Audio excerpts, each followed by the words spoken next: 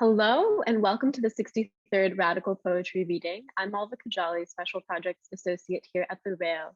And today I have the great pleasure of welcoming the dear Poet Laureate of our hearts and minds at the Rail, I.S. Jones, for a release party celebrating the launch of her long-awaited chapbook, Spells of My Name.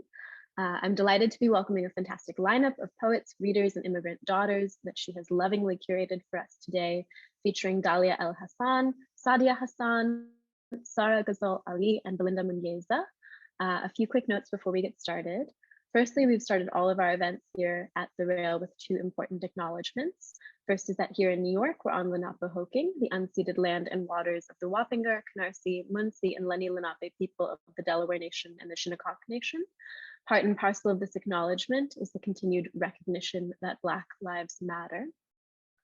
Secondly, over the past 21 years, the Brooklyn Rail has undertaken a miraculous journey, bringing together in a single monthly publication art, music, dance, film, theater, and literature, along with thoughtful social and political meditations from people as wonderful as you all. As a small nonprofit, we really do need your support. This December, we're fundraising for $150,000 in 31 days. I will say your contributions will directly support our writers, guest artists, poets, production staff, and operations here at the Rail for the coming year. So please do check the chat momentarily for more info and links I'll drop. But now it's my honor to welcome our wonderful curator of this afternoon, queer American Nigerian poet and music journalist and expert in all things hybrid. I.S. Jones is a graduate fellow at the Watering Hole and holds fellowships from Callaloo, Boat Writers Retreat, and Brooklyn Poets. She hosts a month-long workshop each year in April called The Singing Bullet, and alongside that, she's an editor of 2035 Africa, an Anthology of Contemporary Poetry. Her works have appeared in or are forthcoming in Guernica, Washington Square Review, Hayden's Ferry Review, Hobart Pulp, The Rumpus, The Offing, Shade Literary Arts, and everywhere else. Her wonderful chapbook, which is still on its way to my house, but I have in the form of this beautiful manuscript, is a pure delight. She's holding it up right now. It came out just yesterday with Newfound and is available via the links I'll drop. It's Yola. Such a pleasure to have you. Take it away.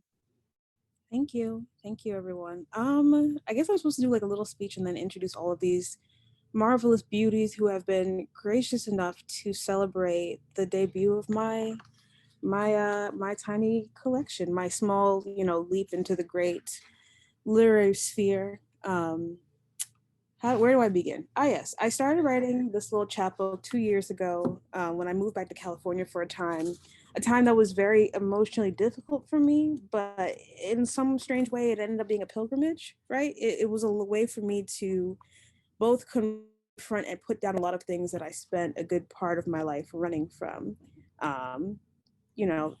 My relationship with my father, my relationship to being both American and Nigerian, my relationship to my name, all these other things that kind of make their way into this chapbook. And then later it became a larger conversation about my relationship to my first language, which is Yoruba.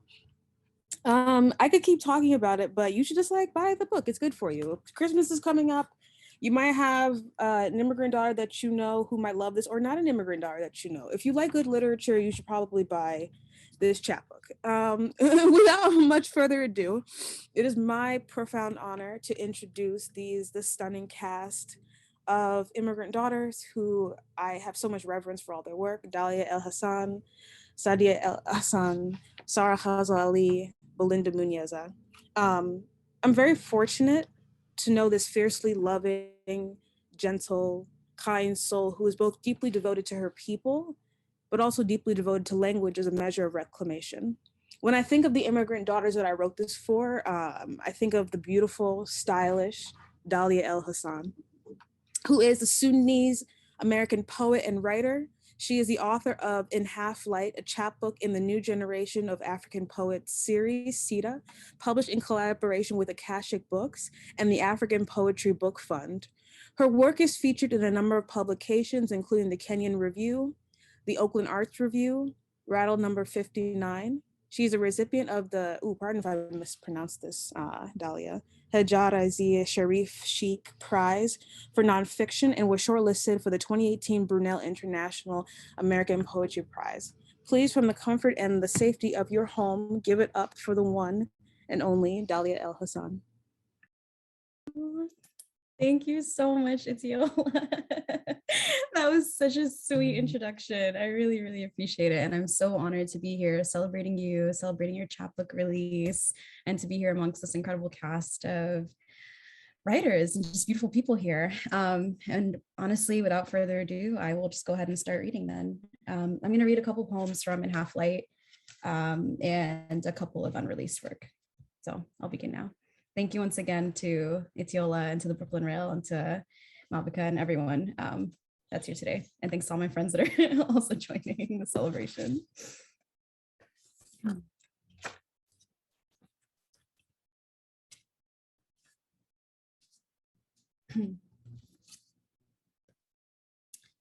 The Egyptian girl reads Sadia Hassan, and all she can see is a reflection of her own people. Tells me Sudan has no place for itself, says we are an extension of you. We were never ours to keep.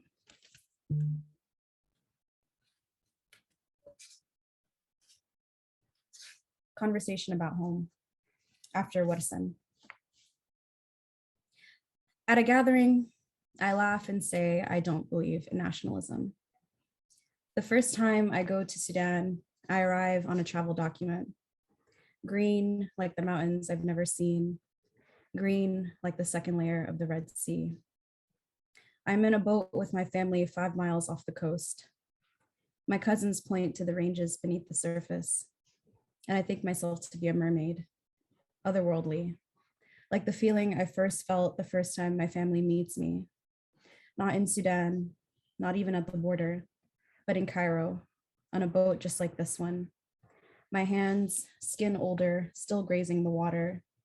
I thought myself to be a mermaid then too, but not like the Little Mermaid, like her darker sister with the black hair. Like the women on my mother's side of the family, I wave flags with their faces on it.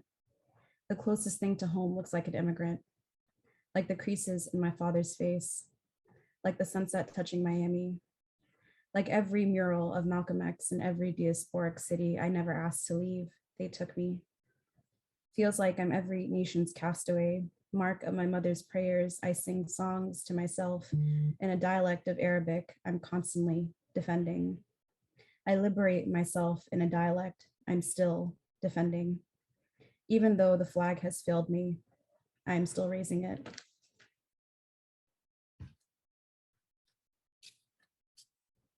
Homecoming.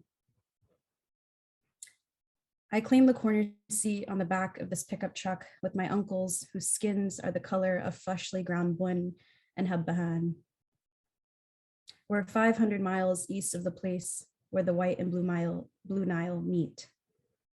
I come from a country where all we sing are love songs. A country where all the songs can be about love. Or my parents. Father, not yet my Baba, seeing my mother and her fair skin for the first time. Or the first time she flashes him a smile. Baba guiding a prayer through the gap between his 2 front teeth. Or my grandfather, planting a pomegranate tree in the house my grandmother prays a family in. Or my uncle's beard, pressing dimples onto my neck the first time he hugs me in 12 years.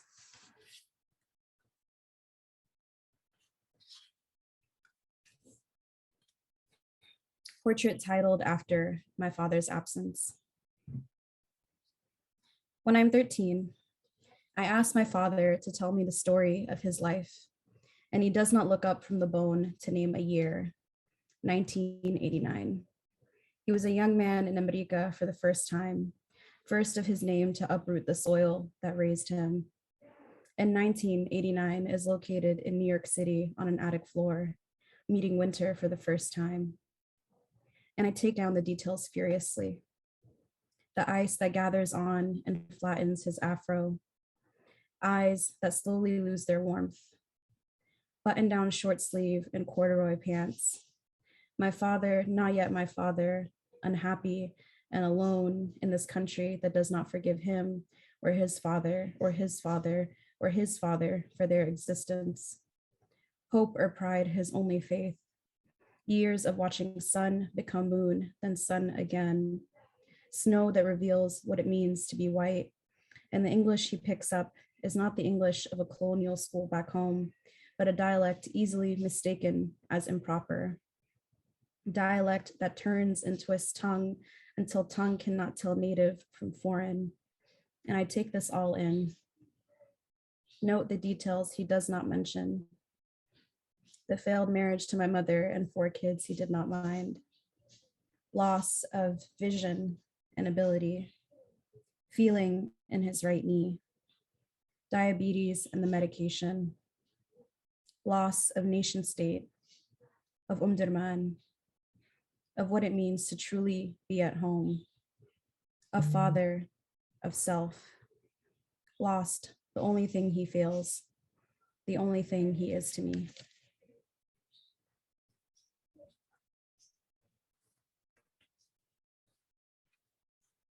Reclaiming the tribe in 7 accounts.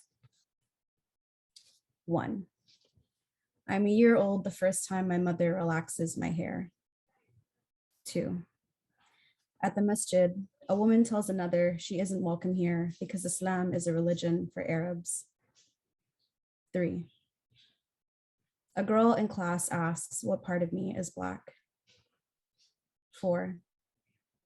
I let the wind whip off my hijab late last summer on the sputtering back of a rickshaw. 5. Sometimes I imagine a Sudan that isn't broken, not without a South, doesn't look shattered by 2 Niles. 6. I come from 2 tribes and 2 countries, a single foot in both worlds. 7. My body is the sum of all these histories, and I don't belong to anything except hip hop. And to my grandmother's kitchen, and to every kitchen that became hers, to the cities that's raised me to the sky with the 3 to 5 p.m. stretch of sun-drawn afternoon and palm trees, to the spot between my mother's calves, my unbraided hair hanging loose against them, her hands weaving in and out of scalp, tugging my head back, reminding me this is where I come from.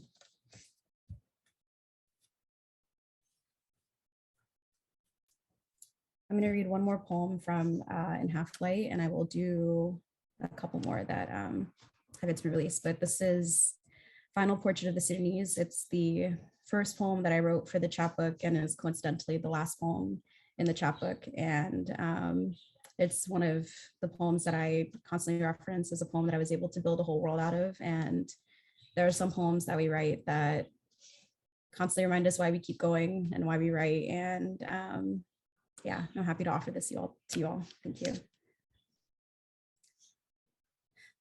Final Portrait of the Sudanese.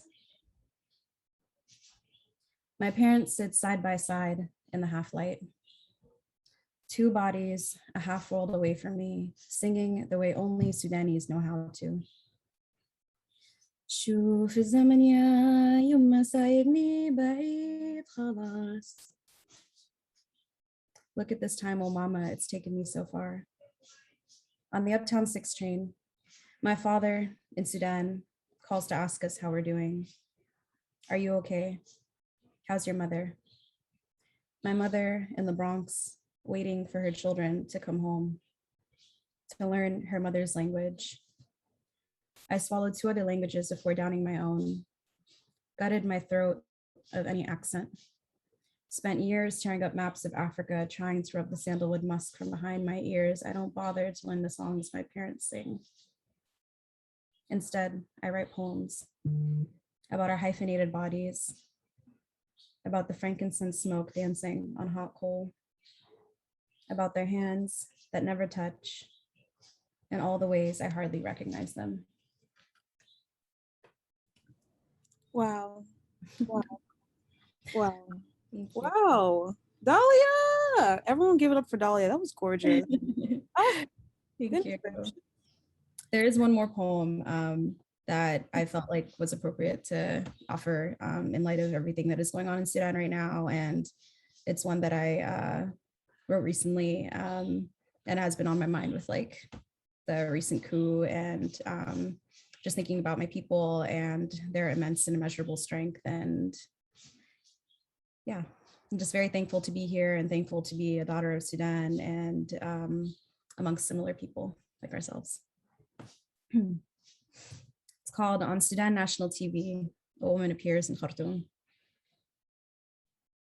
And the journalist bends to ask, if the world were listening, what would you say to it? She wants nothing but newspaper to line her bag, a new teapot, and blood to stop spilling. The Guardian calls it ethnic cleansing, says these Sudanese Arabs are bloodletting, rising up against Sudanese Africans, and it confuses me. At night, sometimes I imagine a Sudan that isn't broken, doesn't look shattered by the two Niles. Don't forget we're the country where they both meet, hold the longest kiss in history. When I ask my family about Darfur, about revolution, it's, we can't know for sure. I mean, they're doing this to themselves. I mean, do you believe American media? I mean, he's a fine president. I mean, it's not his fault, it's the people under him. I mean, we are not being complacent. I mean, forgive us for our ignorance. All we want is to live peacefully, our water clean and electricity to stay on through the night. Sudan isn't like anywhere else. Here we know patience, a country where everyone and no one is dying. I mean, the world is opening up to us. I mean, we've never seen proof. I mean, it's been 30 years of waiting. Maybe this is what we've been waiting for. Millions marching down Shara al-Madar, the morning of Eid, a massacre. I mean, many Sudans will be mourning. Our children scattered like fallen bird feathers around the world.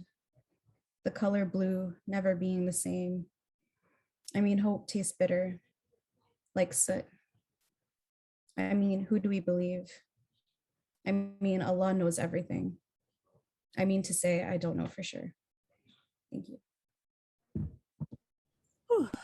Thank you, Dahlia, for that gorgeous offering, for all your poems, and especially the very last one. Thank you so much. Sadia and I became connected. I think we were already kind of connected because we have a lot of mutuals, right? But then she reached out to me directly on Twitter with this really sweet note. I'm going to put you on blast, Sadia. I'm going to read the note. It's so cute. Hi there. We haven't formally met. Social media is such a weird space. I probably send hearts and love, but have yet to introduce myself. I'm Sadia, and I just wanted, as a sis who really stands your poetry and cultural arts work, to say that you're a joy to follow on here. I'm terrible at social media, and I just wanted to say hi, and I'm thankful our paths keep crossing. And I just, there are times where I'm like, damn, I could delete Twitter yesterday, but then I get notes like this, and I think to myself, I'm very fortunate to be connected and connected again by all of these fellow immigrant daughters who share a lot of my life experiences. She's another person who I'm very fortunate to be in community with, whose work is deliberate and gorgeous and unflinching. She's very earnest and very soft and very wonderful and tender, and her work is also reflective of that. With that, Sadia Hassan is a poet and prose writer from Clarkson, Georgia. Her chapbook, Enumeration, was published in 2020 by Akashic Press and the African Poetry Book Fund. Hassan has received fellowships from Hedgebrook, the Bread Loaf Writers Conference, and the Mesa Refuge, winner of the 2020 Hurston Wright College Awards and the 2019 finalist for the Krauss Essay Prize. Hassan currently writes and teaches at Oxford, Mississippi, where she is currently pursuing an MFA and the University of Mississippi. More of her work can be found in the American Academy of Poetry, Boston Review, Long Reads, and elsewhere. Please give it up for the one and only Sadia Hassan. All right, Yola, thank you so much. I'm just so honored to be here. One, to read alongside everyone who is here, Dalia and Belinda and Sarah, but also you, Yola, who I think you're kind of a nexus where like all of these incredible immigrant women writers kind of rotate around and share a lot of love for. And so just to be able to celebrate you and your book. I'm really honored. And so congratulations again. And while I don't respect institutions, I do respect the people who make them livable for us. So shout out to Kiese Lehman, Derek Harrell, and Amy Nezukumatato, who teach at the University of Mississippi.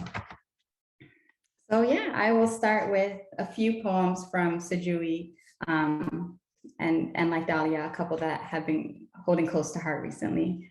Sijui. The Tana River, red and roiling, swelled with rain the summer after I left school. And I kept quiet what I found there, buried like a sweet in my mouth. The aunties would say I'd become a woman wild with youth. I was only a diaspora girl, and not a single soul expected propriety. I spent the summer flushed, finessing men out of hotel dinners, perfecting the precise lilt of my shoulders, meant to coyly answer the questions. Wapi kitambulisho? Where is my identity? Sijui. Being careful not to mean I am Somali Kenyan, which is a truth where I simply meant to be difficult. I do not know. Once on my way to the camps to see my small mom, I held a goat in my lap, too long forgetting my inheritance. The red-hatted soldiers with his one hooded eye declared my passport counterfeit. In Kenya, I was the woman I had always been, Somali, refugee, smuggling children yesterday, and today a baby goat. All at once, the whispers, just last summer, another young girl, the same soldier, the dress, how in the mirror as the bus pulled away, her eyes fell. Sijui not being enough, I said, Muzee, I am an American. And I declared myself this way until he understood that I could not be that other woman, that the goat was not mine, and neither was Garissa, this city of dust, and so on and so on. Thank you. All right, Jesus at Winfield Station. Remember 1997, when we were here a year in this new country, every limb and instrument we could not make sing. Our small girl bodies felled and risen from the dead until we found our feet and ran. We did not know how to walk in this new skin blackening suddenly before us until our brothers, brave and braggadocious, taught us how to nigga with our mouths leaning, our tongues sneak full of all the clanging they claimed to be English, what mama called no language at all, no culture neither. Remember mama and the roaches, how they overran the house, flew over our heads, and all 7 of us huddled in the empty of our living room while she swatted with bare hands at everything, the ceiling, our feet, her own nervous, trembling mouth, until finally the white man arrived. And she led him to the bathroom where we watched him jump back, pink with fright. Jesus! And they came forth, a sea of black roaches crawling towards the light. Yes, Jesus, mama said. Jesus, fly, fly everywhere. And everywhere Jesus flew, we found ourselves, what we must have looked like at the border, naked and black and trembling, the years splayed open-legged before us. Let me see.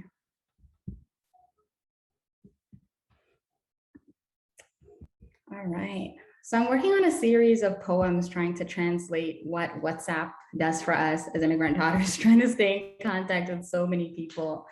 And the ghazal and these weird WhatsApp poems has been a space that I've been trying to explore recently. So I'll read a ghazal for second language learners. Ghazal for second language learners. There is no use in dwelling where we were sat to resettle, that no place of, no sense why, which tested our mettle. Each day taking the bus, scratching our names into seats, filling notebooks. You know, I'm a poet, so that was the wrong draft. So we're gonna start over. Ghazal for second language learners. There is no use in dwelling where we were sat to resettle, that no place of, no sense why, which tested our mettle. Each day taking the bus, scratching our names into seats, notebooks and folders, a colorless language we unsettled. We wandered bleached hallways listening for directions, greeted sentinels at flagpole, faces taut as sheet metal. We asked for help, for more, struggled to say rashum. Correctly so long, some pissed themselves, befuddled. When they called us Africans, we called them Blacks, tasting the wound, drew blood like hounds in a kennel. After dawn, we lined up for prayer with our water bug friends, skin glistening, dusky as night split into its diaphanous metals. Arms tar black under street lamps, our Vaseline armored airstrip foreheads blinked back a Morse code as we huddled, ready for battle. They hit and kicked, cussed and cussed. We snarled, aiming rocks at their heads, sticks and pebbles. The next morning, mothers boarded the bus on our behalf, fought the children, bit at police, and we arrived at the school disheveled. They called for us, Sadia, Farhiya, Fartoon. But we scampered away to our harborage, ashamed, newly American, determined to resettle.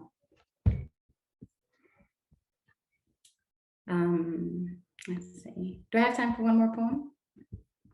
I hope so. Hell yeah. What? This is my part. Hell yeah. Read that Listen, poem. I write really long poems. I never know. I'm here for it.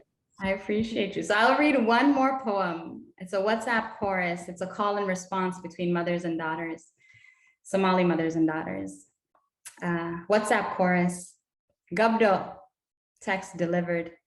Pick up, text delivered. Please, text delivered. We, text delivered. Missing you, text delivered. Call, text delivered. Please. Gabdo, what have we, text delivered, done? Text failed. Have we, text failed. Good name, text delivered. Your ruin, text delivered. Ruin your good names. We alone are alone in this. Only a mother knows the loneliness of girlhood. Yes, we too, girls once, lonelied, birthed and born.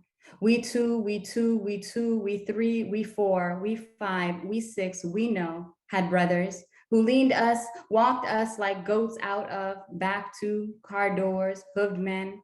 We tried to slip past. Girls, can you bear? We too fought men who figured themselves magicians, one word, and poof, now ghost. Like nacre gathering and glistening, we resisted compression, now girlhood. Dark matter, rum-stained, now ghost. The sky, a wire of gold, seared and bleary-eyed, now gone. Nights we cawed like crows and no one answered. We dreamt up a darker night. To distort the noise, we shook and emptied the sharp ends of a dream, filigreed the night's chest and named you. Obah, Qamar, Farah, Mihib, Anab, Nasra, Zainab, Ladan Qura. Girls we fashioned into nightmares we could undo. Girls of no name and of every, of this tribe and of none. We could not have known, could never have seen tomorrow coming, with its boats and banana fields aflame, how the knife we dreamt became the knife, splitting your youth, from thigh meat to knee. Some cut to kill, others to maim, but all of you, to loosen the throat-closed panic of a failed state, a father who would not speak, a Somali-American girlhood, no Afropolitan inheritance, no Polaroid archive, glossy home videos for you to counter the war, but still, your history does not end at the border. Your uncle was a general, the other a disc jockey, the other a brute. The youngest so young, the border collapsed while he studied medicine in Pakistan. Now look, Driving taxis, we were Sufis, the daughters of goat herders and hardy stock.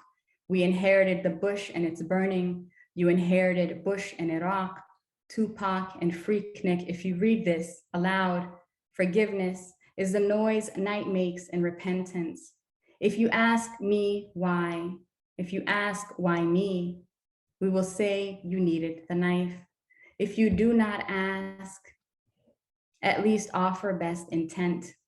It was our one life, the future we sutured together with directions we were given, sisters taught to obey, girls, text delivered, girls, text delivered. Are you listening at least? Text delivered, at least speak, text delivered. Only the dead keep quiet, text delivered. The living disturb the night with the weight of their living. Thank you all so much. Thank you all so much. Thank you, Sadia. What? That was fantastic. Oh my goodness. Oh. Woo, give it up one more time for Sadia Hassan. Wow, that was gorgeous. I'm feeling so fed right now. Thanks, y'all. Goodness gracious. Sarah Ghazal Ali. What a name, right? So young and already such a legend. One of my dream girls who dreams in mythology as I do, who uses this medium as a way to navigate her relationship to language, to intimacy, to the divine. In her gorgeous poem, Theophanies, which is also the title poem for her debut, she writes, "The truth, a girl with melting eyes who holds my gaze all night, vitreous rivers rushing down our faces until one of us wakes." I feel very honored to share space with and commune with this once in a lifetime marvel. Sarah Ghazal Ali is a poet and editor based in the Bay Area, California. She obtained her MFA at the University of Massachusetts Amherst. Her poems are forthcoming in Pleiades, Narrative, Waxwing, Tinderbox, and Elsewhere.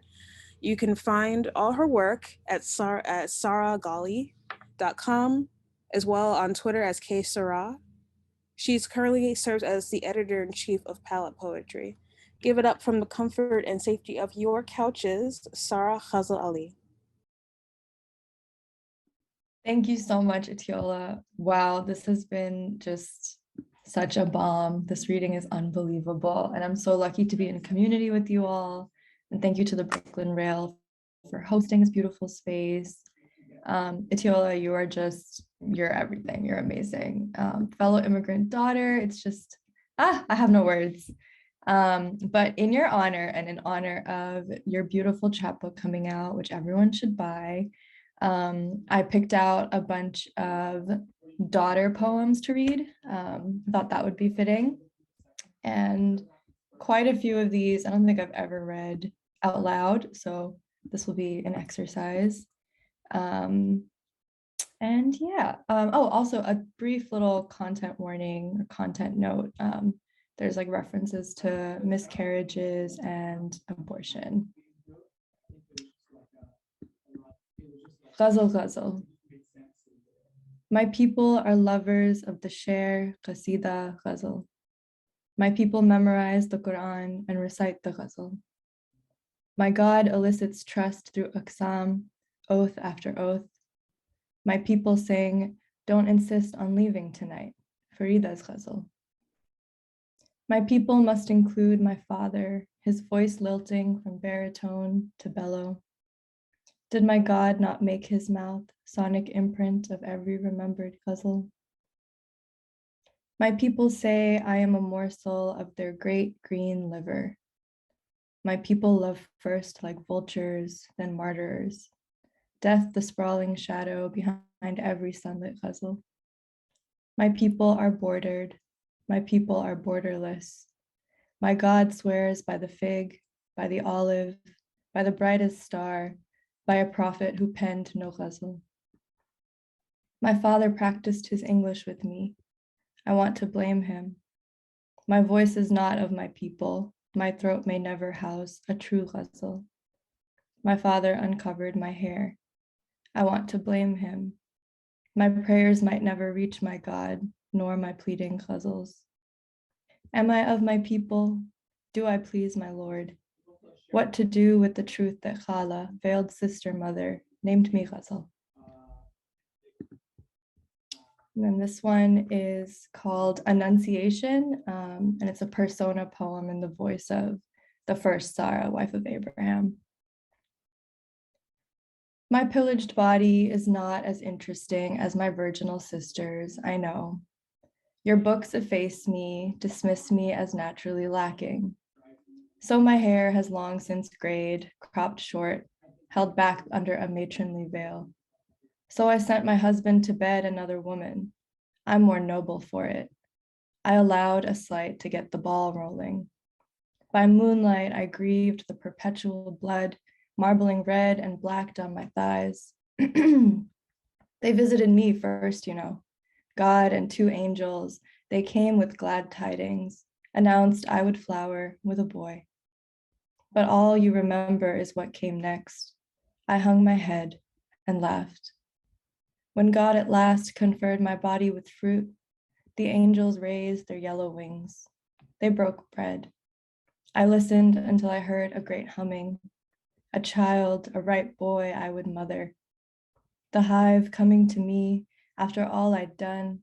What else inside to offer at the moment of absolution but a flash of sound? I knew I wasn't favored but damned. My whole long life I'd been groomed to unfurl for the coming of bees. I knew when I passed, he would go back to her, and you to your matter day, your lily among thorns. After all this, knowing I'd be written over, a vessel forgettable but for a moment of sonic lapse, tell me, what would you have done? Self-portrait as Epiphany. I thought myself a child. The river revealed me a basket. Within, a doomed girl, grew and groomed. When came the bush, I knew to burn, to shear errant tongues probing the cage. Mother sang of deliverance, father prayed for a son. I revised myself a daughter, renounced duty, rolled stones down my throat. In a dream, the angel reveals me a book. I learn myself grime among false gods. Unashamed, I cramp. Between my legs, a clot. From a clot, I'll make men. Hollow myself holy. Nothing laughs like me, a woman bearing her teeth. This one is called Daughter Triptych, and there's an epigraph from the Quran, which is, so surely with hardship comes ease. Surely with hardship comes ease. 1. After my first time, I dreamed of abortions. Some might have been mine. Oblong pink pills, a curved door handle, wire hanger, unripe papaya. One night, I looked out from the eyes of Mary, a sharpened stake in our hand. Back against a date palm, no wail escaping her, our lips, no witnessing angel to interfere. Then I was elsewhere, watching Sarah, aged and exhausted. Her fingers pressed light against that slightest bulge. Her fingers curling, her fingers pressing, her eyes closing, not now, not now, not now, then finally her body acquiescing. A fate for daughters exacted upon sons. In sleep, I cradle the part of me that begs to bloom. I wonder what might have happened, not if God left us alone, but if we refused what he offered. 2. Shukr karo, uncle says. They used to bury daughters alive. Daughter to sister to wife to mother. My mother never slept alone. The first room of her own, her grave. After her first time, her first bloom, a daughter. The prophet said, if you have daughters and do not bury them, or slight them, or prefer your sons to them, they will be a shield for you on the day of judgment. Uncle says, a shame, with daughters come hardship. To uncle, my mother serves tea, nods. Am I enough to prove otherwise? 3. A man came to see the prophet and asked, O messenger, who among people is most deserving of good treatment? The prophet said, your mother. The man asked, after her? The prophet said, your mother. The man asked, and then? The prophet again replied, your mother. The man asked, then who? And the prophet said, your father. A girl dreamed she stood before God, so asked, O Lord, and if my father mistreats my mother? Okay, and then do I have time to read one more poem? Is that okay? Okay. Yeah. Can I share my screen for this one, Malvika? Is that okay? I think I have like the power to do Yeah, so. you have the power. Woohoo! Okay, this one, it's in the shape of a family tree. Can everyone see it? Is this working? Okay, beautiful. Oh no, I think you can see both. I don't know how to, there we go. I think this works. And so this one's called Matrilineage Recovered, which I thought would be a nice one to end on. Yeah, and it can be read pretty much any which way, so I'll just go about it. Matrilineage Recovered. I came from somewhere resonant, achelous sibyls, made to swallow their mothers. I came from somewhere resonant, achelous kindred women made to be swallowed like sons, blotted. I came from somewhere a swarming beyond the trees, a field for remembering, a field for undoing elisions, a chance, patient. I was called to keep daffodils from dying. I was called to keep daffodils mindful of their roots, of their abscission. Sorry guys, I'm losing my voice. I was called to keep singing of the home in my hand. I was called to keep singing of the home, apiaries hollowed, apiaries emptied and silent.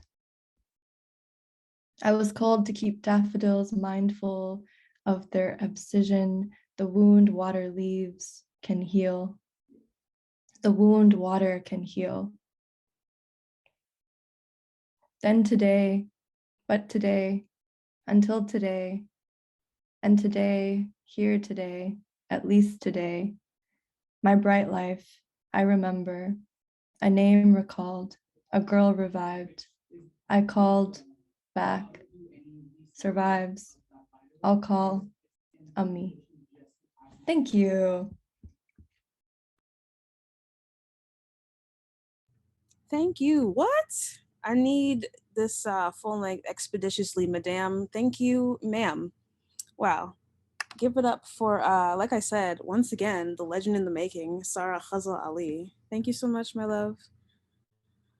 When I think of Belinda Munyeza, I think of this sapphic quote, woman is the creature who wears her insides on the outside.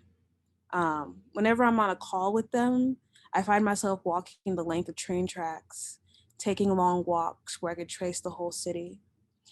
Belinda is in many ways my long lost literary kin who is brought closer to me and yet divided by the ocean. I affectionately call her my Zimbabwean Sappho because she understands an ache that often cannot exist in language. She understands my heart and holds it with such tenderness. We both lament the exhaustion of our African parents, but dream towards a better future for our respective countries of origin. As Adasalis Girmay says, that the air between strangers be a reunion. Um, Zimbabwean poet Belinda Munyeza's writing has appeared in VS, the podcast, Pigeonholes, Twin Pies Literary, and is forthcoming elsewhere. They also write fiction as well as nonfiction stories, articles, as well as other web content. She has published on sites such as We Rewild. Belinda is currently living in Navarra, Spain. She's getting her BCS in biochemistry and business. I had to do the cross, Belinda, because you're going through it. I love you though. In biochemistry and business from the University of Navarre, and is working on her first poetry chapbook. Please give it up for my Zim Sappho, the golden-hearted babe, Belinda Munyeza.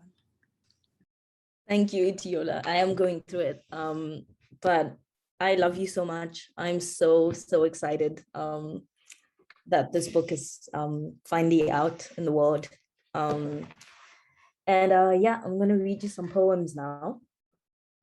This first poem is one of the last poems that I wrote before I left home, or started writing before I left home, and it's about one of the last nights I spent back home. It's called An Evening of Load Shedding, which, for those of you who don't know, in countries where we don't have enough electricity for everybody, load shedding is when they basically shut off half the country's electricity so that the other half can have electricity for a few hours. So there's an epigraph from an Al Jazeera article that says, Zimbabwe is hemorrhaging gold. Can a key reform curb smuggling? As I listen to Tsaona Pengaudzoke sings, Zvinorwadza kufirwa na baba, and all I hear is Zvinorwadza kubirwa na baba.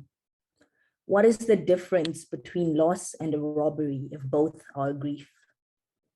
The lights are out again. The night sky is pale blue.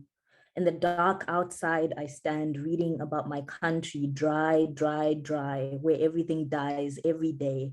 And like everyone, the crickets are a chorus of misunderstandings. I look out to the stars, the sweet moon, and my neighbor's one light boxed in a window. The last light, last gold, still left in the country. This next poem is, it's called Rot. And I wrote this poem shortly after I left home. In the dream, my mother and I stand together on solid ground in the kitchen of the country I call home. She tells me she visited my grandmother while I was gone, says she found Gogo planted in the mountains wearing a duku on her head. She asked why, she's never known her to wear one. Gogo says she doesn't, but Pane Matombo andafunga. There are stones she's thinking about. Then I see her out in the window where she stands in the slush and the rushing winds of grief shroud her. No, not stones. They are graves she is thinking about. And the story continues while I watch her. My mother says Gogo told her this body is holding shame. Whose body? Whose body holds shame? The narration ends. I look out the window and outside is flat pavement and grass again. Gogo is gone, and my mom asks me this time if I am a good girl, a good child. As she walks out the window, as she walks out the kitchen to throw away the trash, I say, Mom, we have to discuss something serious. I try to tell her who I love, how I love, where I am holding the shame. But now she is gone. I call out to her and she does not answer. The conversation turns ghost in my mountain heart next to all the others I buried from the women I love. Then their graves I am left to think about.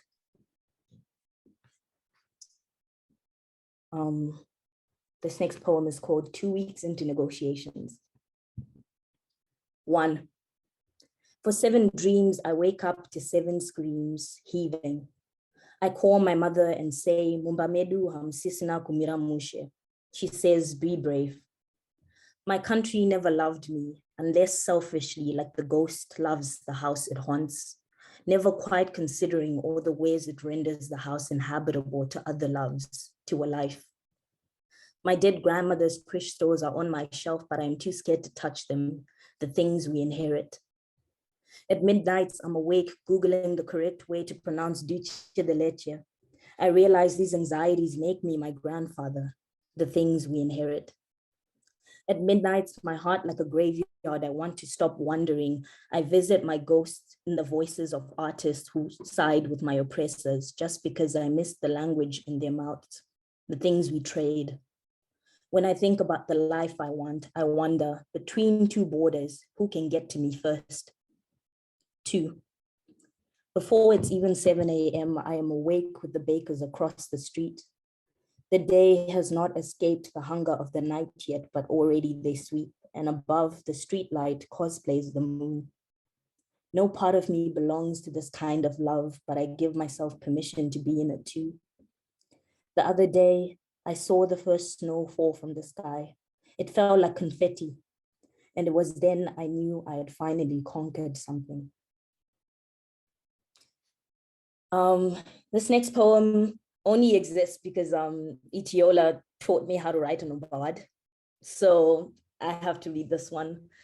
And in the spirit of living up to my Zimbabwean Sappho name, this one is about Sapphic longing and letting go. Obad, does anyone own their heart? How the dreamscapes teach us, how they carry meaning, how they wield our own knives against us like bright red roses threatening the throat. Remember the one where she wore her glasses on the edge of her nose, just the way I love them on you, and carried my doubts and meanings and names and names and name the thing I was feeling I could not. Remember when I asked to hold your hand and we walked down the street beneath the pink where I said, my goddess of spring, goddess of hell. She does not kiss me the way you hold, does not slow dance the way you dance. And what is this if not confession? I have no control over my hands, no control over my sleeping life or even my breath and how I wake in your presence, still clutching petals, risking it, lungs, throats, sane thoughts and all. I'm trying to open. How many shared breaths with a person does it take to get sick of them? I don't want to get sick of you, meaning I hope you never get sick of me. Waiting beneath your spring for the red, my red, against these poems. Open, I'm trying to wither. Okay. And one last poem. This one is dedicated to a time I spent with one of my friends over the summer. In summer, we meet where the love is for a friend. All the poems tell on themselves. I keep wanting to apologize and don't even know to who or what. My city is a distant lover and leaves me lonely at night, so I leave and we meet where the love is. Valencia is new and only 6 degrees below the heat of hell. The best way to tell that love is teaching you is if you feel like you don't know anything at all. I pick a white rose for you in Plaza del Ayuntamiento, and then I know nothing at all, except I know one thing for sure. God exists in between pain and euphoria. We get hungry, we get lost on the train and the rose nearly dies. At the beach in Boriana, we paddleboard. I lose the paddle to the ocean. I tell on myself and myself's long drawn river of guilt, and you meet me where the love is. In my city, I get a tattoo the size of the salt of what I know. At the thrift store, I cut my finger on the wrong jewelry. And then I buy myself a new ring, the size of my longing. Thank you.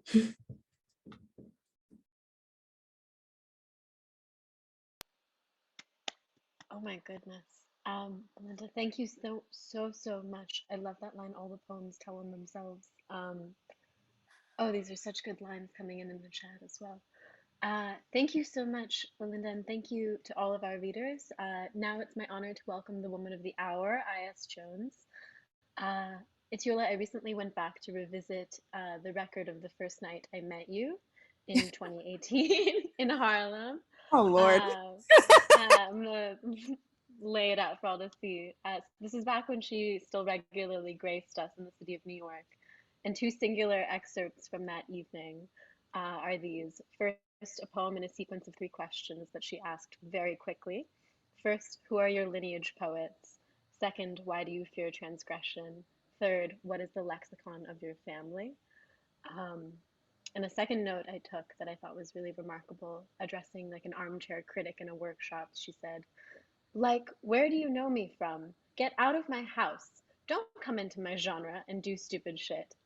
If Itiola has a gesture, it is in these: the cocking of a gun, a leg extending like a can-can dancer at the Moulin Rouge, a beautiful meal that comes together so quickly because the woman in the kitchen is fluent, a language tantrum, the graciousness of being just the tiniest bit late. A poet who has cultivated the art of deep mystique and deep rigors, a testament to what it means to be in community and in relationship across distance. The poems in this chapbook, Spells of My Name, are just truly remarkable. It's really just very formally brilliant, and you'll see this. Order the book, it'll become very clear, but it's structurally very, very sharp. It moves sort of between poems of language learning, language losing, portraits of herself as other women, and then a series of interviews with the American Nigerian writer, which sort of evoke an immigration interview or like a Guantanamo diary, complete with redactions. And it occurred to me, preparing this introduction, that very much your chapbook very much wrestles with the same dual questions. Why do you fear transgression? What is the lexicon of your family? And then blurs them together. Sorry, I've just a little bit more. So Flannery O'Connor has a line addressing God: I do not know you, God, because I am in the way. Please help me to push myself aside. And in these poems, I feel like it's so clear that Itiola moves with that quiet and sure knowledge that in fact she's not in the way, that God is not in the pushing aside, but the welcoming in of self and the clear vision to know what's what. Itiola, you're such a blessing. Take it away. Thank you so much, Malvika. I think one day I'm going to ask you for these notes. Again, all my friends have all these wild stories about me when I first meet them, because apparently I'm a firecracker on legs. Make of that what you will. So this chapbook that I wrote, it's this chapbook got me through the worst summer of 2019, right before I got into my MFA program. And it also got me through the worst winter of my life. I say the worst winter because I was dealing with a lot of really heavy heartbreak and profound loneliness, which was further doubled by the pandemic. And I feel so fortunate to have language in my life in the way I do, because it has helped me move through these otherwise immovable parts of my life. I say without hyperbole, poetry changed my life. It brought me to this program that has been so generous to me. It brought all of you marvels into my life. I feel very fortunate to be able to celebrate me being on the other side of my healing with all of you, my fellow immigrant daughters, my fellow readers, and then everyone here in the audience who has been so gracious to give us your time. I'm going to break tradition and read a few poems from my full-length collection, Blood Mercy, which reimagines Cain and Abel as sisters. One of the poems from the full length got picked up this morning by Guernica, which I'm really excited about, because Guernica, I've been publishing Guernica before, but the excitement never goes away. It's one of my dream literary magazines. So this first poem that is going to be in Guernica is: After the offering ritual, Cain carries Abel home. Violence is a failure of communication. The shoulder severed from the dream of the socket. Most pain is useless, but it's the body's oldest song. I want my own suffering to be intimate. I do what I can to ease Abel's wailing, the goat's final gesture to dethrone her from the stone altar, to stir its might against its master. The beast saw the light, but not the blade. Abel saw the resistance, but not the panic. I had never seen so much blood moan from an animal's throat. To undo the beast of its crimson gown, which dresses now my sister Sutana. Heaven's blue flame laps the goat up. Despite our best labor, eventually Baba comes to collect. It's either the animals or us. The best of our harvest or the soil will consume our true names. We have blood and dirt. Together they make God. And what does mercy look like between humans? A sister reaching to lift a sister from the ground. When I say a love that will end us, I mean mercy. Remember, I offered you my hand once. Push me away if you like.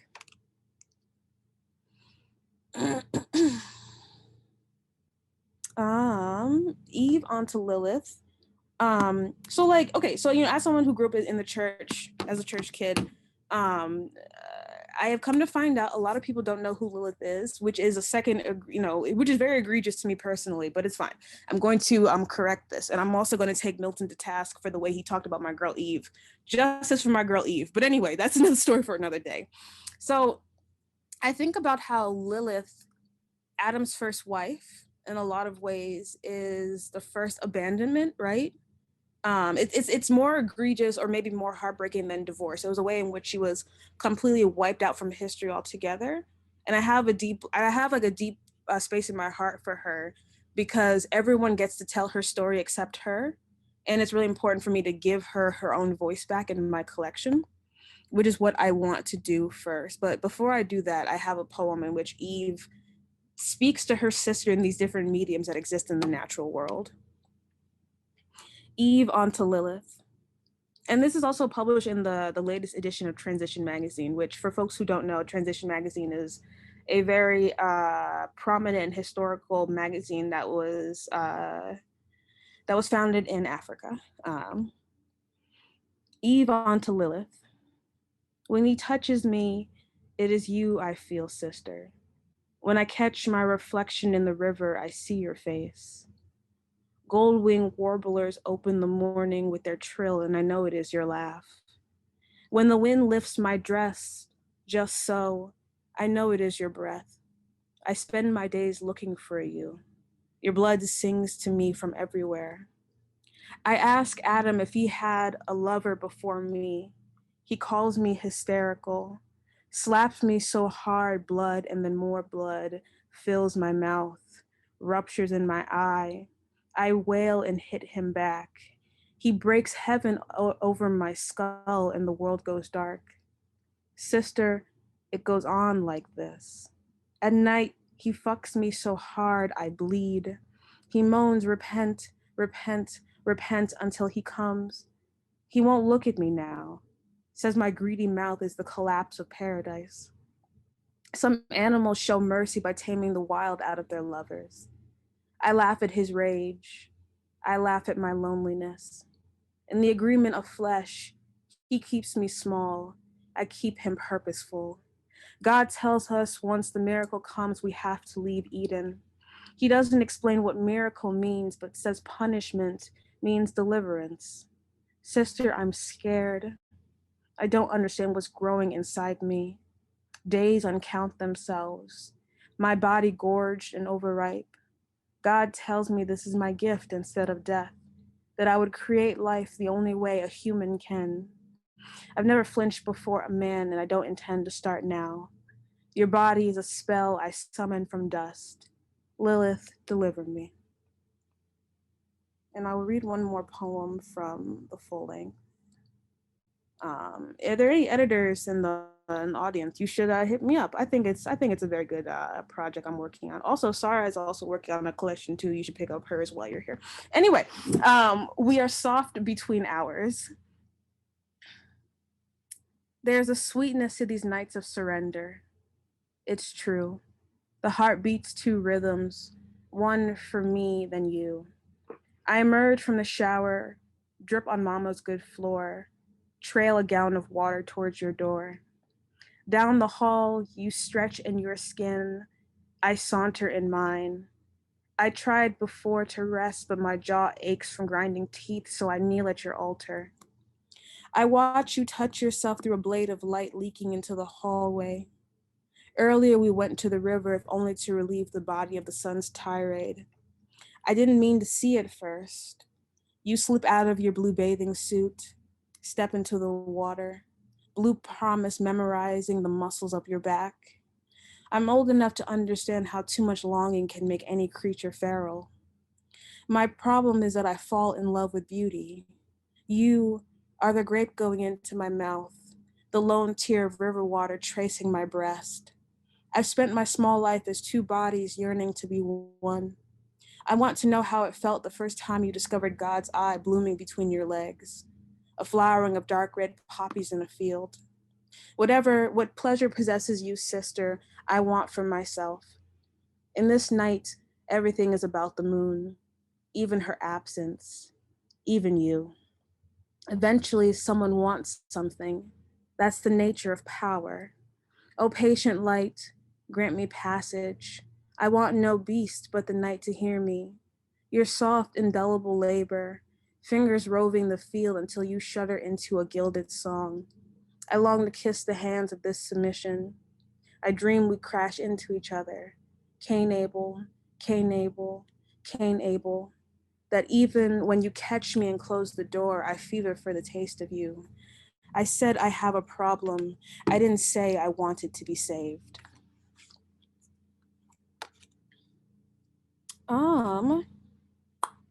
Where do I want to begin?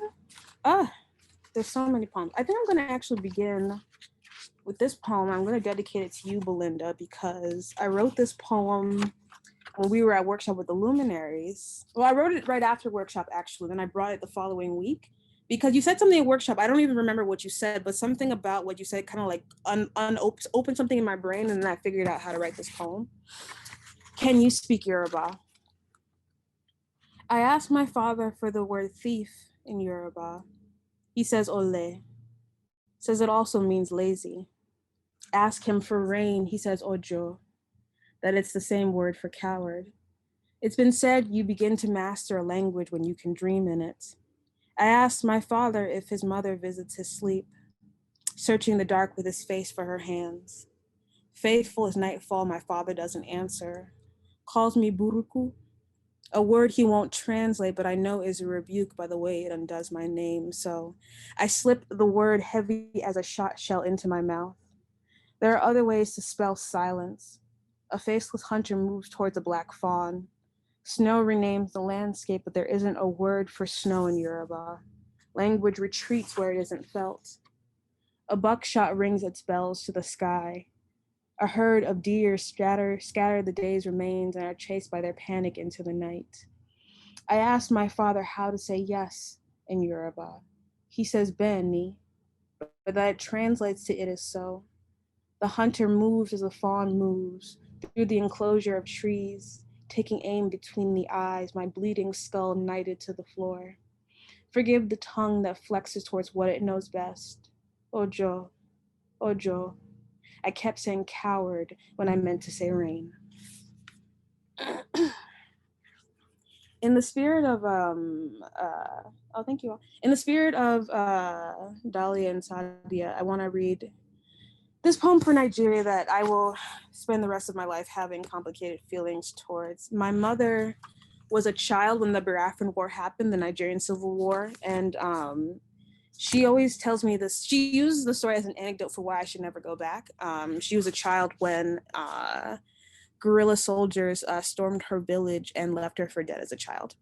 So, trigger warning, talks of violence during wartime. Self-portrait as Itoli. I am a spell of 6 letters. I have a name that begins and ends countries. What could end a country begins a mother. A girl child then, she fetched water for home. Home means what you love cannot return the same. Nigeria, her first love, opened by war. War only understands thirst. Soldiers did too. She saw them but couldn't outrun their hands. Hands that tore open her mouth, stomped out her face. She mouths to me the word miracle, her lips resisting the dull pull of scarred flesh. Go to Nigeria, and I will bury my eldest daughter. I have a name that begins and ends countries. I'm a spell of 6 letters.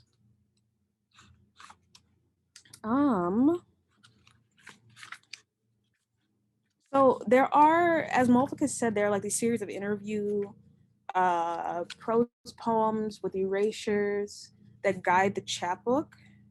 I'm going to read the 3rd one, and the poem talks directly about sexual assault, just as a forewarning for folks who need it. Interview with the American Nigerian. Your voice is highly engaging and intense. What is the process of this? We spend our lives running away from or towards a truth. A.R. tried to rape me in my sleep, then punched the truth down my throat. Throat being a wound, wound being another word for father. The dark space my father left behind as a father. The dark space his father left behind as a father. I felt the night's soft flesh attempt to enter me. I can't tell you if finish what was started. The hunter still gives chase, a specter splintering through the bramble.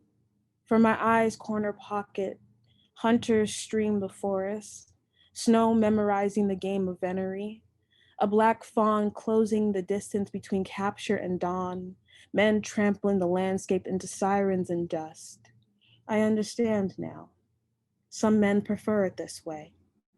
Fucking tastes sweeter when it's something they've stolen. Between panting, are heavy in my ear. I want you to remember what this feels like. For months after, nightmares flooded my eyes. Why do any of us return to that which is promised to slaughter us? I'm a Black woman. No one is coming to save me. This story is not about you taking this repulsion from me, but about this yearning which both opened and nearly killed me. What kind of desert was I to believe thirst has only a single tongue? Nigerian men fetishize my accent. Your voice is clean like water, Oyimbo. It sounds so foreign, nothing like the way we speak. I move towards what is pertinent to my survival. I dig my true name out of the dirt.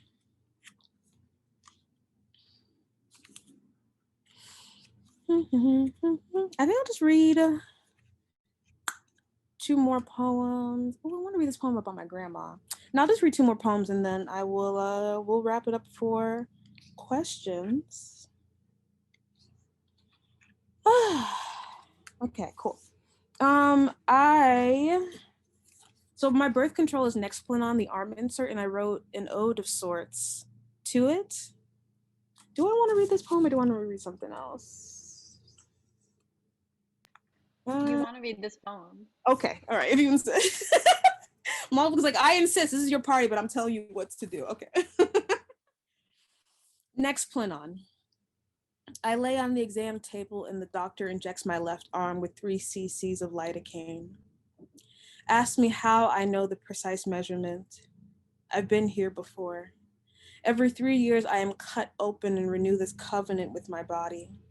What was panic has become ritual. To replace my small savior, size of a matchstick, and open for its successor. We wait for the lidocaine to spread its veil from the needle's circumference. First, a pinch, then the fluid enters me. I tell my doctor pain is less impressive when you surrender to its whim.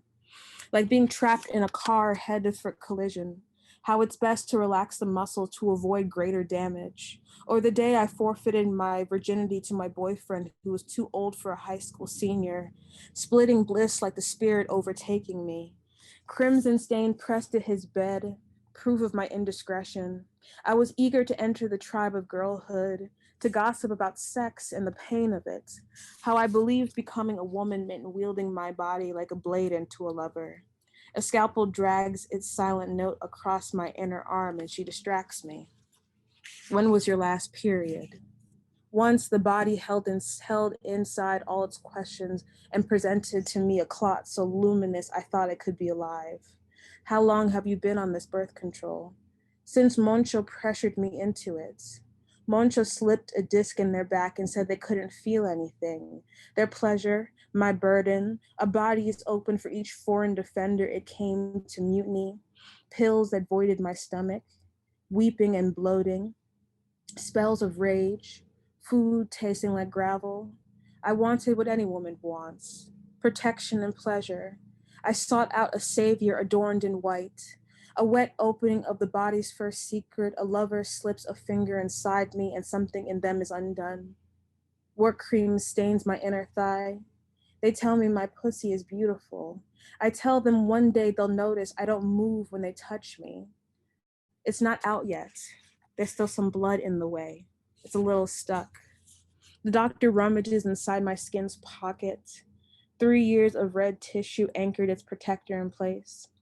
Do you want children someday? I am the age my mother was when she had my sister and I. In her girlhood, she wanted a big family and a bigger house to keep everyone in. Then she met my father and the window of her life closed. Body of doors, I have loved others with a rough sweetness and moved with you as though your machinery was something to be ashamed of. I have fucked people I know I would never want children from. I thought by now I would be rooted by clarity, certain I would want a cooing face staring back, but I'm nearly 30 and finally belong to myself. The doctor pulls me back into the room until at last she unsheaths the small wand and lifts it to the light. She asks if I want to watch her put a new one in. A new instrument is wrestled under my arm. I feel nothing, just a roving in the distance like shadows in dense fog. I can return to my life, the bandage closing its reach over the wound. I'm going to read the last poem, which I've actually been saving for this reading.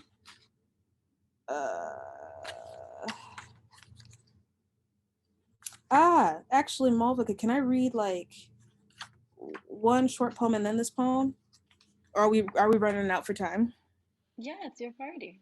Okay, cool. I mean, I know it's my part, but I don't want to be like inconsiderate of people's time. Thank you. Okay, I said I was never going to read this poem out loud, but I think I owe it to myself because so much of this book is putting down a lot of heavy things that I've been carrying. And I think I owe it to myself to like put down some of this grief. And Belinda, you've already seen this poem, so you may know where this is going. Love is not the last room.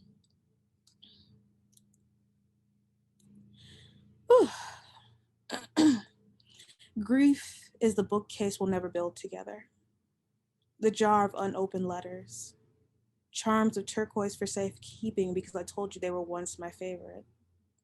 A Polaroid of you leaning against a gazebo. The bouquet of sunflowers you greet me with at the airport. In the letter you say when we get there, but the future ends after this sentence. The world is made of eventual circles, 2 points to make a beginning and end, but I wanted infinity with you. Small gestures that make the sum of a good life. Trips to the farmer's market, arguments over heirloom tomatoes and spices, garam masala or adobo, star anise and black peppercorn and cinnamon, films we waited to watch with the other. You call my name from the other room to watch winter's sun close its eye over the earth. Hand draped over me, you whisper into my hair, "Good night, baby." You sleep, and I whisper back, "Stay." Once, I asked you to show me what you know of romance. You guide me to the window and show me Mars and the moon gazing across the night. A planet people come to take what they want and leave.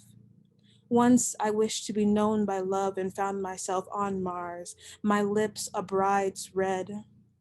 Part of me is still in your bedroom packing up my small life. Another part in the airport you returned me to. The sunflowers succumb to neglect. Summer lasts the width of an eyelash, but winter is 1,000 years. I only kissed you once. In the space where we pull away, I saw us in another life.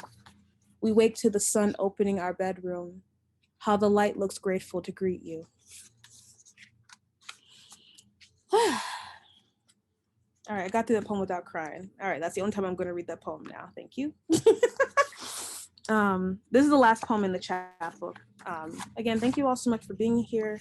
Thank you all so much for celebrating me. I'm very grateful to also be able to celebrate you all in kind. Yeah. How to spell infinity. The sun, red and singular with longing. Outside cold once gathered the dream of snow. Now it's spring. Who I once was is gone. One self out of another. Season into season. The fields return to green. Let me be brave like the wildflowers who challenge the completion of death. Your human problems are irrelevant to me, says the wildflowers. My job is to populate the fields with beauty, to die back to the earth and return. It's true. I survived my father, and now I'm endless. The bullet sung back into the barrel, the arrow silenced, the brute hand at last out of reach. In this land, there is no sleep. just longing with your eyes closed. Now I can kneel my body back to the soil. I'm opening the blinds. I'm setting the table, taking out the good silverware. I'm preparing a banquet to celebrate with everyone I love. It was no one's birthday, yet we sang anyways. Pass me the rice and stew. I haven't eaten this good in so long. I've come to understand a person's wounds by the joy they resist. I say of myself, I was whole before my father made me. The peace that comes not from his absence, but despite his echo through the forest. Light filling my cup, as if by miracle there are new days ahead and I am on my way to be kissed by them. Feel the tenderness, open. The world made gentle beneath my hooves. I made infinite by love, and such love makes my hair grow long, a sweetness only the body could make. When I was a child, I planted heads in the garden in hopes of growing better fathers. I mixed up percussion and concussive, but both are music. I say of myself, I am worthy of every gallop towards salvation. I toast with myself, and sunlight goes down glowing. Believing his harm spellbound my legs, I ran and ran until the earth fathers me a song. I can look up and can hear it. I didn't know the hummingbirds knew my name. Thank you. Thank you so much, Yola. Oh my goodness. That was wild. Thank you so, so much for all of your brilliance. And thank you so much, everyone who's gathered here this afternoon. Thank you, Dahlia, Sadia. Thank you, Sarah. Thank you, Belinda. And of course, thank you, Yola, for bringing us all together on the wonderful occasion of celebrating you today. And thank you so much to everyone who tuned in the audience and in the chat. This has been truly, truly beautiful. Spells of My Name, a collection on naming, reclamation, tenderness, futurity, so much more, is out now with Newfound. So get your copy at the link in the chat.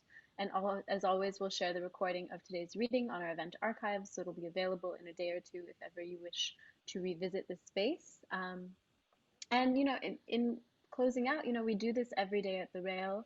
So please join us again tomorrow for a conversation between Sarita Steib, founder and executive director of Operation Restoration, an organization led by and for formerly incarcerated women and girls.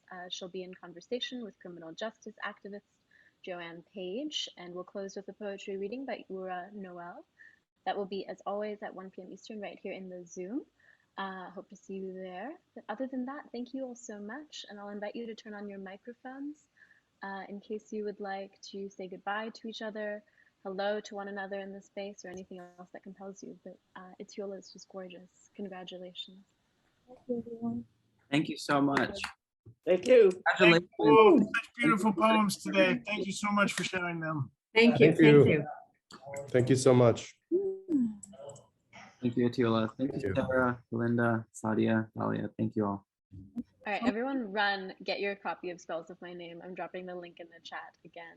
Yes, I do. I got my first royalties check today, by the way, for my chapbook. Yes, I love it. Amazing.